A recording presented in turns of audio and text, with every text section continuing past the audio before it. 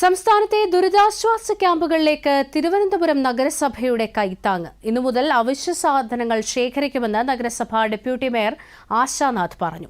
അവശ്യ സാധനങ്ങളുടെ പട്ടിക തയ്യാറാക്കിയിട്ടുണ്ട്. 24 മണിക്കൂറും കളക്ഷൻ സെന്റർ പ്രവർത്തിക്കുമെന്നും ആശാനാഥ് വാർത്താ സമ്മേളനത്തിൽ പറഞ്ഞു.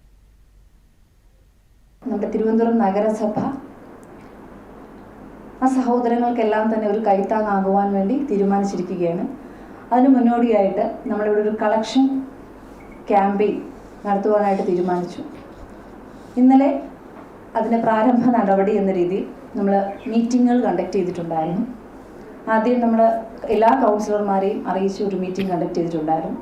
അതിൽ ഇങ്ങനെ തിരുവനന്തപുരം നഗരസഭ ചെയ്യാൻ പോകുന്ന കാര്യങ്ങളെക്കുറിച്ചുമൊക്കെ തന്നെ ഒരു നിർദ്ദേശങ്ങളും അവരുടെ അഭിപ്രായങ്ങളും ഒക്കെ തന്നെ നമ്മൾ ശേഖരിച്ചിട്ടുണ്ടായിരുന്നു. അപ്പോൾ നമ്മൾ ഇന്ന് രാവിലെ മുതലാണ് സ്റ്റാർട്ട് ചെയ്തത്.